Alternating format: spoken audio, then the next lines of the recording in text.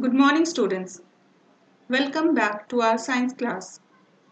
In our previous sessions, we have learnt about types of microorganisms, their habitat, friendly microorganisms, and their use in commercial and medicinal field. Today, we'll learn about other uses of microorganisms. Let us start with agricultural use. Microorganisms are used in agriculture for increasing the fertility of the soil. Some bacteria and blue-green algae are able to fix nitrogen from the atmosphere to enrich soil with nitrogen and increase its fertility.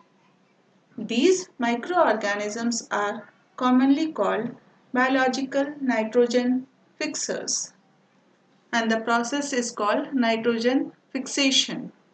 You can see the picture given below. Some of the microorganisms are given. Some bacteria which are able to fix the atmospheric nitrogen. They are nostoc, rhizobium, etc.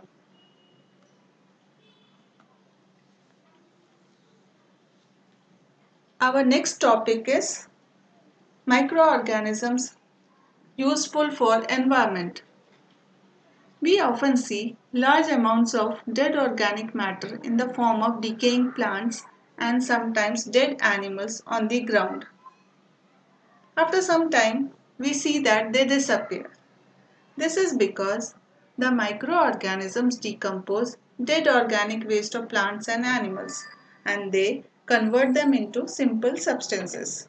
This can be done by microorganisms such as fungus. These substances are again used by other plants and animals. Thus, microorganisms can be used to degrade the harmful and smelly substances and thereby clean up the environment. Let us keep our environment neat and clean, as microorganisms are also doing along with us. We'll try to understand more about this topic along with an activity. You also try to do it. Method. Take 2 pots and fill each pot half with soil. Remember, you have to fill the pot only half. Mark them A and B. Put plant waste in pot A and things like polythene bags, empty glass bottles and broken plastic toys in pot B. Put the pots aside. Observe them after 3 to 4 weeks. What do you observe? Let us see. Observation. Do you find any difference in the contents of the 2 pots? You will find that plant waste in pot A has been decomposed. The plant waste has been converted into manure by the action of microbes. The nutrients released in the process could be used by the plants again. In pot B, the polythene bags, empty glasses, bottles and broken toy parts did not undergo any such change because the microbes could not act on them and convert them into manure.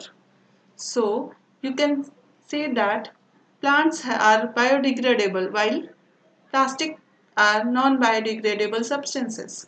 Therefore, we should avoid using plastic.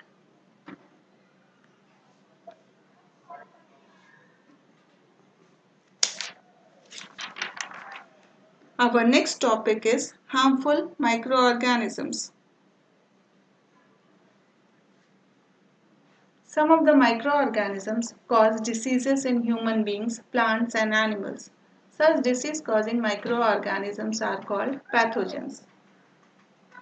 Microorganisms are harmful in many ways. Some microorganisms spoil food, clothing and leather. Let us study more about their harmful activities. You might have seen your food gets spoiled, clothes, some patches can be seen, and on leather belt also some of the grayish patches you can see. What are these? These are the action of harmful microorganisms. These can be divided into two categories: causing disease in humans, animals and plants, and food spoilage or food poisoning.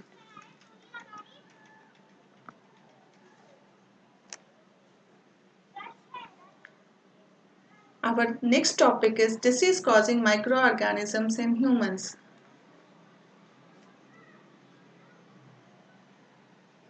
Pathogens enter our body through the air we breathe, the water we drink, or the food we eat. They can also get transmitted by direct contact with an infected person or can be carried through by an animal. Microbial diseases that can spread from infected person to a healthy person through air, water, and food or physical contact are called communicable diseases. So diseases are of two types: communicable diseases and non-communicable diseases. Communicable diseases can spread from one person to other, and non-communicable diseases can't spread. Examples of some of the communicable diseases are cholera, common cold, chickenpox, tuberculosis, and COVID-19. How does it spreads? When a person suffering from common cold sneezes, fine droplets of moisture carrying thousands of viruses are spread in the air. These viruses may enter in the body of a healthy person while breathing, and he also gets the disease. So, is there any method how to prevent from communicable diseases? Yes, why not? We should keep a handkerchief or a mask on the nose and mouth while sneezing. It is better to keep a distance from infected persons. Now let us learn about communicable diseases in detail.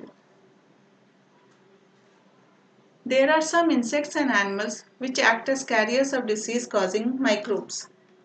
Example, housefly. It is one such carrier. What happens is the flies sit on the garbage and animal excreta. Pathogens get stuck to their bodies. When these flies sit on uncovered food, they may transfer the pathogens. Whoever eats the contaminated food is also likely to get sick. So, it is advisable to always keep the food covered. We should avoid consuming uncovered items of food. Now, another example of a carrier is the female Anopheles mosquito, which carries the parasite of malaria. I repeat, female Anopheles mosquito, and it carries the parasite of malaria. Another carrier is female Aedes mosquito, which acts as a carrier of dengue virus. Then, how can we control the spread of malaria or dengue? How do you prevent the spread of communicable diseases? We should keep a handkerchief on the nose and mouth while sneezing. It is better to keep a distance from infected persons. All mosquitoes breed in water, hence, we should not let water collect anywhere, in coolers, tires, flower pots, etc. By keeping the surroundings clean and dry, we can prevent mosquitoes from breeding. Try to make a list of measures which can help to avoid the spread of malaria. Even below you can see some picture of mosquitoes causing malaria and dengue fever.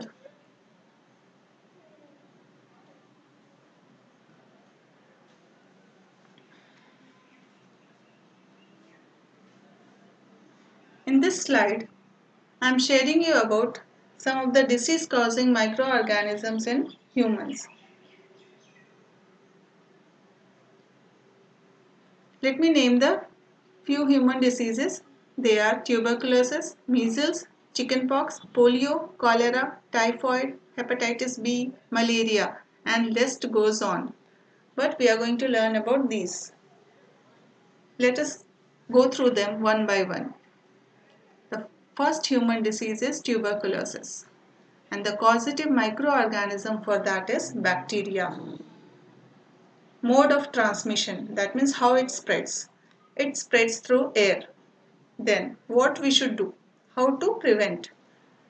I am sharing general methods, general preventive measures. So, in case of airborne diseases, keep the patient in complete isolation, keep the personal belongings of the patient away from those of the others. Vaccination can be given at suitable age. Next comes measles, and the causative microorganism is virus. Mode of transmission is through air, and the preventive measures remains the same, like tuberculosis. Next is chickenpox.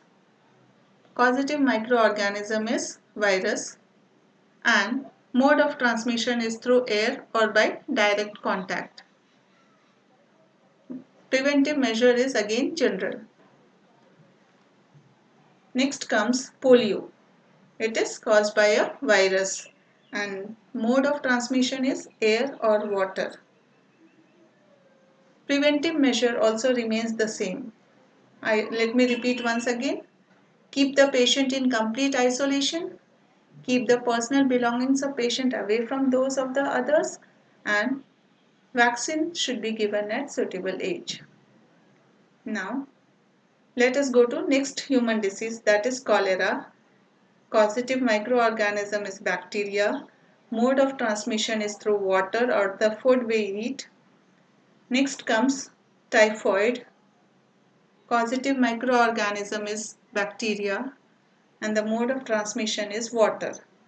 Now let me tell you the preventive measures for both cholera and typhoid. Maintain personal hygiene and good sanitary habits. We should consume properly cooked food and boiled drinking water. Vaccination is must. Now let us see another disease, that is hepatitis B. Causative microorganism is virus. Mode of transmission is water. What to be done to prevent it? We should drink boiled drinking water and vaccination is must. Next comes malaria. Causative microorganism is protozoa. Mode of transmission is mosquito, which is a carrier, and there are many preventive measures which generally most of us use. Some of them are use of mosquito net and repellents, spray insecticides and control breeding of mosquitoes but not allowing water to collect in the surroundings. I hope you understood the topic. We'll see the next topics in detail in our next session. Thank you.